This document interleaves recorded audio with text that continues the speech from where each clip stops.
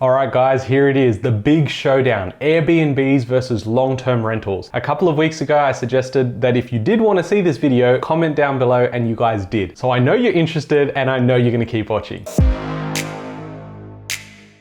Hey guys, my name's Ravi and welcome back to Personal Finance with Ravi Sharma. If you're new here, smash that subscribe button because I talk about real estate, cryptocurrency, and financial freedom. Now in this video, we're gonna have 5 rounds, 5 different topics around which one is better. The Airbnb, which is short-term rental stays, or is it better to go and have a long-term rental and a long-term tenant in your property? Now be sure to stay all the way through to the end because I'm gonna share with you why Airbnbs and short-term rentals can have a devastating effect on you potentially borrowing more. Despite the results of the 5 rounds, I urge you to take on that information because there are so many conversations around borrowing costs and borrowing capacities that it's very important that you stay aware of this. So how we're going to do this is have a running total. Each round I'll cover the pros and cons for Airbnbs as well as long-term rentals, and then we'll award a winner for that round. And that tally is going to be up here. So with that, let's get started. Round 1.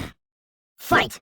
The first round is income potential. Now, when it comes to short-term rentals, in most cases, charge a lot more on a weekly basis than you can as a long-term rental. What you can do is adjust your pricing according to popular periods. Let's say, for instance, you had a property that had the view of the fireworks, then you know that you could probably charge quite a bit when it came to New Year's Eve and any other events that would take place where they had fireworks. If you also have a property in a very popular area, then you'll find that you can actually charge more on the weekends, and during the week, you'd probably have some sort of special so you have ongoing income coming through. Now, when you compare that to a long-term rental where there are so many laws in place to protect the tenant, you can't actually go in there and just increase the rates every single week, or you can't go in there and just say, hey, you know what, like on the weekends, we're going to charge you this much, but on the weekdays, it's actually a lot less. Every state has different rules, but effectively, you can probably increase your rents like once every 6 months or once every year. And that too has to be reasonable. You can't go in and say, well, yes, we charge $200 a week to rent here, and then we're going to actually charge you $800 from basically 6 months from now. Now, we do have a rental crisis at the moment. So that means that if you had something that's rented out, say 6 months ago, it's safe to say it's probably not worth the same in terms of rentals because we've seen in many areas across Australia increases of about 10 to 15% in rents in this year alone. So knowing that you can adjust your pricing when it comes to short-term rentals and actually charge a lot more on a weekly basis, the winner here in this round is short-term rentals. Round 2.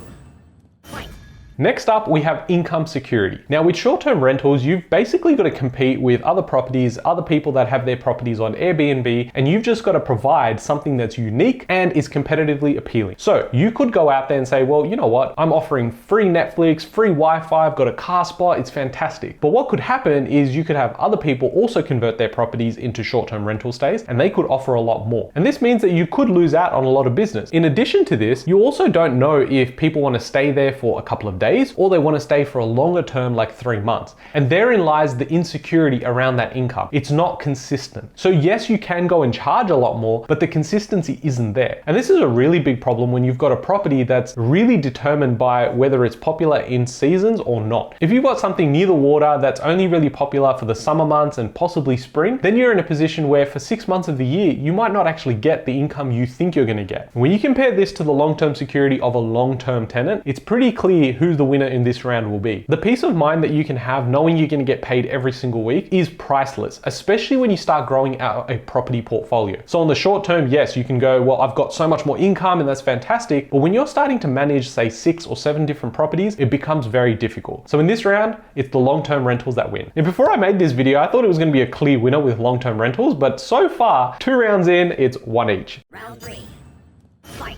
Next up is upfront costs. Now we know that with Airbnbs, you pretty much have higher upfront costs because you are providing clients with a furnished apartment. So you're gonna have to get all the little bits and pieces as well as beds, TVs, and anything else in the kitchen that you need. Now, if you've never moved out and never bought the furniture yourself, you were pretty much like me about 12 or 13 months ago, where I thought, you know, it's not that expensive. I don't think it's gonna be that expensive. And then I saw the bill, and after we got everything, I was like, ooh, that's expensive. and that could be a play here, is that you purchase a property and you're saying, well, I'm in a good location, I want to put it out on Airbnb and make some money, but then you realize you're probably going to fork out like $15,000 to $20,000 to get this place spruced up with nice furniture. And you need that because the Airbnb market is very competitive. In comparison, when you're giving out a long-term rental, you're most likely dealing with tenants or people that are moving into your property that have their own existing furniture. So in this case, you actually don't have to provide anything. In fact, in some cases, you've got properties that are more popular that are unfurnished versus being furnished. I remember for the first property property that we moved out into, we actually opted for a furnished property. Now, this was obviously during the pandemic, so it was actually an Airbnb that had been converted into a long-term rental. And that worked out fantastic for us because we didn't have the upfront costs. We just moved out of home and of course started paying rent for the first time. And yeah, the bank account was not happy, but it allowed us to transition quite smoothly by not having to run around and try and get bits and pieces and then having all this furniture lying around. So instead, it was already set out, we got in, we just did our thing, and then we moved. So given the upfront cost of having a furnished apartment or furnished home is so much more than a long-term rental,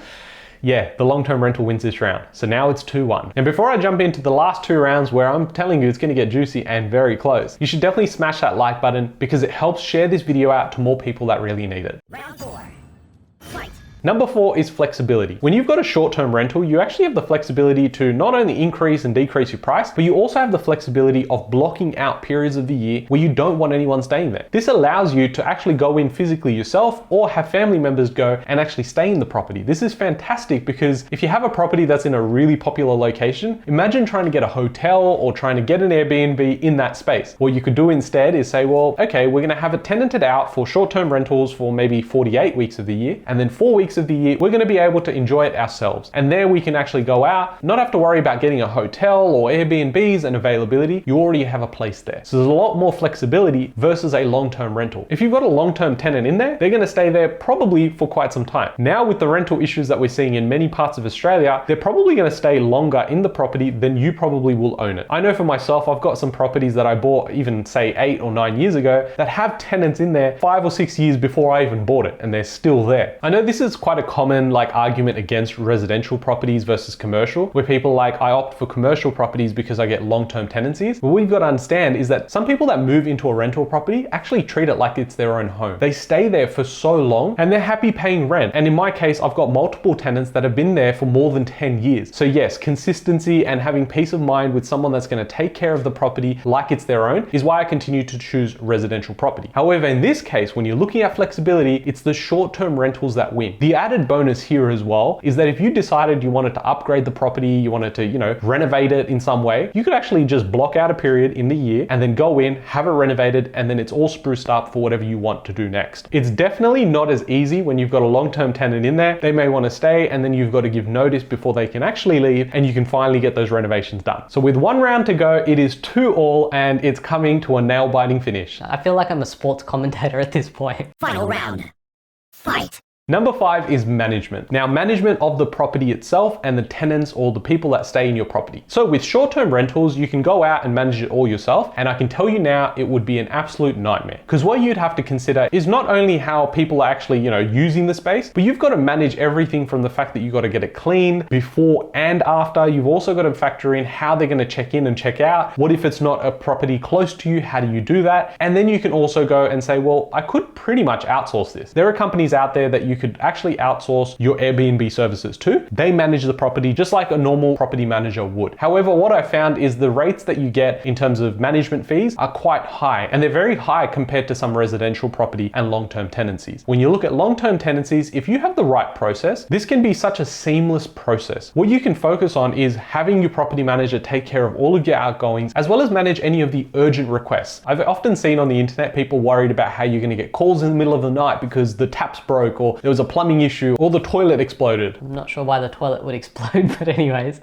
The reality of that happening is not even close. What you're doing is you're having a property manager take care of all of those things, and if there's an emergency in the property, their best point of contact, yes, is their property manager, but is most likely going to be a plumber to go and fix those things. You'd then have the cost forwarded onto you later on, but that is the best way to manage a property. For me personally, in the 9 years of investing in investment property and now having a portfolio of more than 10 properties, I can assure you it's not what they say on the internet. It's not so bad, and if you do it well, you can manage it quite efficiently and seamlessly. In this round, it's the long-term rentals that win. That means we've come to the end of this 5-round comparison, and the long-term rentals are the winner, just barely 3-2. Now, I'm glad that you stayed all the way through, because something else that people don't often tell you and don't talk about enough is with short-term rental stays, how that affects your borrowing moving forward. Sometimes people are looking for cash flow, so they go, well, if I can go out and put it on Airbnb, what I'm able to do is actually generate a lot more cash flow. This will then allow me to borrow more, and that is the whole game. Rather, you told me I need to build the machine, and then the machine's going to continue building in the background, and then I can live a lifestyle full of freedom and financial freedom, more importantly. But when it comes to the borrowing calculators that banks use, the short-term rental stay actually incurs a lot more shading versus long-term rentals. And what I mean by shading is that they effectively reduce how much income they're going to take into consideration when they do your calculations. For example, if your property actually tenants out for the whole year for about $20,000, the income shading that some banks will utilize is about 30 to 40%. What this means is that they'll take the $20,000 of rent that you could generate from your short-term rental and then minus 30 or 40% from that, and that number is what they're going to take into consideration for when they think that you can borrow or can't borrow. When you start looking at numbers that way, you could probably find yourself in the bank's eyes being negatively cash flowed and a lot worse off than if you had just gone in with the less headache approach, going ahead with a long-term tenant. Because some banks take less than 20% of shading when it comes to long-term residential property, and some banks even take 0% of shading, which means they take 100% of the income that you generate from a long-term tenant. This is all inbuilt into their calculators because they're trying to reduce their risk and keep the volatility low. Of course, if you've got a tenant in there and they've been there for a year or 2 years signing up for a contract, then that is less volatility for the bank and less risk than having multiple people stay in your property throughout the entire year. I hope you guys have enjoyed this video, and be sure to subscribe to the channel because I'm bringing out videos every single day. If you guys have enjoyed this, smash that like button, and I'll catch you guys in the next one. Thanks, guys.